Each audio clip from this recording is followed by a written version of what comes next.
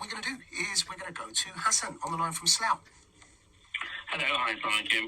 Slough, Hassan. I watched the election with great interest. Now, I think Trump should actually do the right thing and concede and congratulate Biden for his presidency. Do you think he will, Hassan? Well, I hope he does, because you may remember in 2000 Al Gore thought the presidency was stolen from him, but he did the right thing because the unity of America is far above any one president. I hope he does, because if he doesn't, what his legacy is going to be is his narcissism, his obnoxious behaviour, and that's going to overshadow what he should be remembered for, which is some of the really concrete achievements he's made, which is unprecedented. So, Hassan, can I ask you a question just to think this through? Yeah? When we lost Brexit, I don't know which way you voted, but I was Remain. I was Remain. All right, so you and I... we Remained. Yeah, so when you and I lost...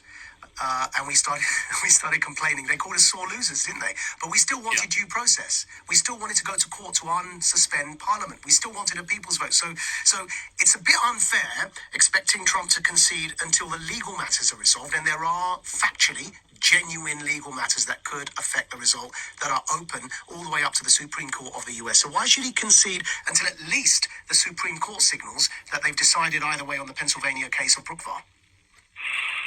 Well, that's a good point. I mean, Al Gore could have done the same thing, but now unity was far more important than the divisiveness. Now, I'm not saying that Trump should not initiate legal challenges.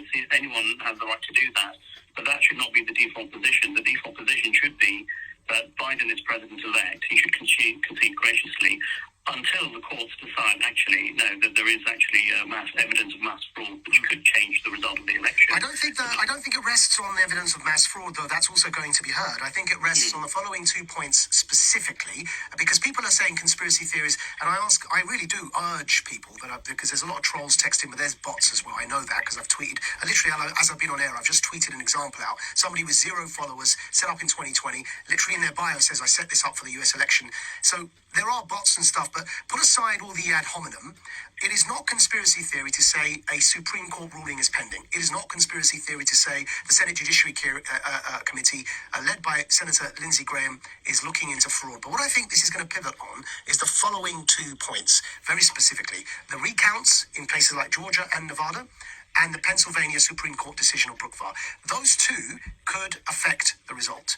Those 2 facts. Now, the fraud thing may and may not, because I don't know. I don't know if there's, if I know that there looks like there might be fraud, and that's the allegation. I don't know if it's enough to swing the result. But that's also, I'd say, a third thing that is going to affect it. But the first 2 are, I think, quite solidly going to affect it, and we know that. And that is the recounts, because they're actually happening right now in Georgia. And the second, as I said, is the Pennsylvania Supreme Court decision of Brookvar. Yeah, no, there's a valid point, and I guess I don't know if Biden should have done that victory speech. It remains to be said, but yeah, the law of the land is sacrosanct, so that should be followed. So you're right. So you asked me, should Trump concede? Based on what you said, would you have conceded when they were telling us to concede when Parliament was suspended, when we wanted the people's vote? We didn't concede, did we? We fought for what we believed in. That's a good thing, surely. Well, that's probably where you and I probably differed as Remainers, because when the vote came through for Brexit and they won, I called LBC Radio. I said, okay, what's done is done. People have voted. Sorry. So don't get me wrong, Hassan. I did that after the 80-seat majority result came in. So I'm with you on that. I mean, the suspension of Parliament. We were right to go to courts to resist that, right? Yes, I think so. Yeah. So if Trump is alleging something constitutional, which he is, just as that Supreme Court decision that overruled the suspension of our Parliament was a constitutional decision, Trump is alleging a constitutional irregularity, which is why it's at the Supreme Court. The Supreme Court doesn't just hear silly cases. He's alleging a constitutional irregularity has occurred in Pennsylvania, and the specific allegation is that the Superior Court of Pennsylvania, which is the highest court in that state, has contradicted the Pennsylvania state legislature.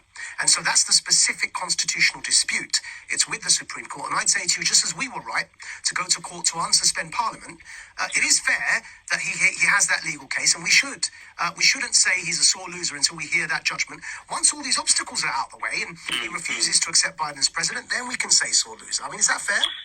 Yeah, that's absolutely fair, actually, and you put it really nicely. And what I was going to say is that even if Trump loses, let's say we've gone through all those obstacles, and it turns out he did lose, he should concede graciously at that point, and he should be remembered for some concrete policies he's implemented. Oh, stay tuned. That's the third hour today, Hassan. So stay tuned. We're going to talk about his legacy. Thank you very much for calling in. We now on LBC.